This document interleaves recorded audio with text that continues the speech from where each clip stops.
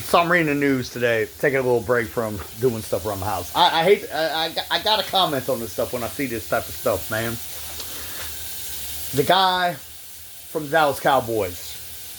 What I can't quite understand is how is a man who's 24 years old and works for the NFL get pulled over for a traffic violation but ends up suicidal and killing himself?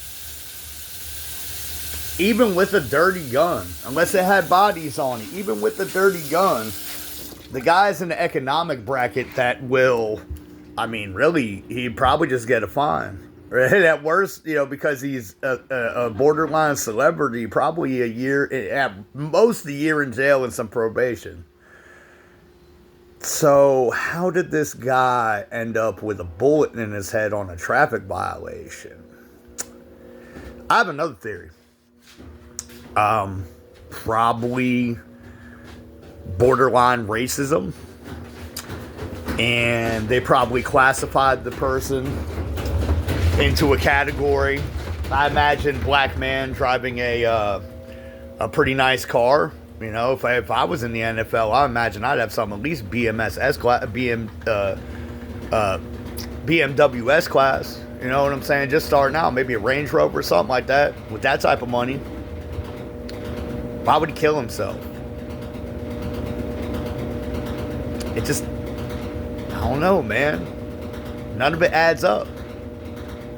Now, granted, I can't see the whole thing. I only read what I saw in there. And hopefully some more stuff will come out, something about it don't sit right with me. I don't care. Let me know what y'all think, man. Read the article I read. Go look up the article. Get your own personal opinion about it. But I can tell you like this. Being an ex-criminal like I was. Even with the gun, dude. I mean, as a convicted felon, dude, a gun for me is 5 years.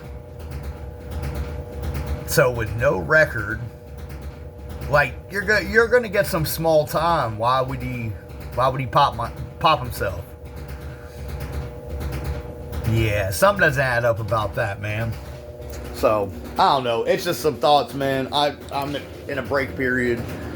Almost done with the watch. I got another load to put in, and I gotta go do this stuff.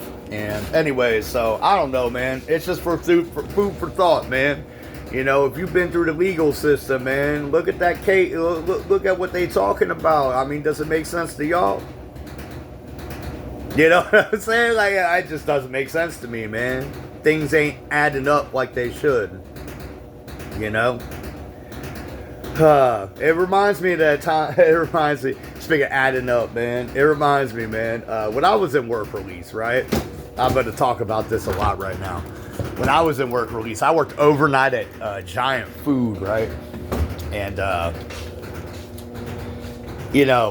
one thing about it, we're not allowed to have cell phones when we're in work release. That motherfuckers used to do, when I was in there, they used to do tech missions. When I talk about tech missions, well, the thing about Giant is they have to buzz themselves in overnight.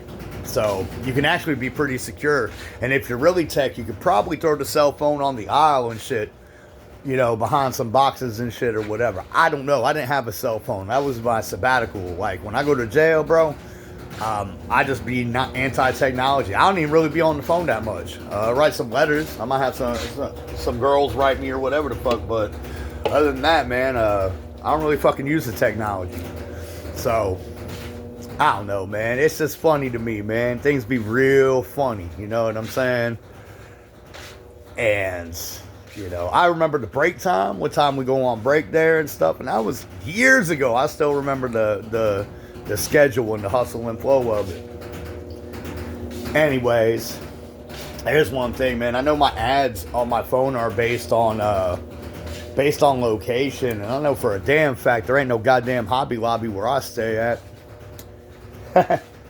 Anyways, or some of them spots over by the outlet mall. Anyways,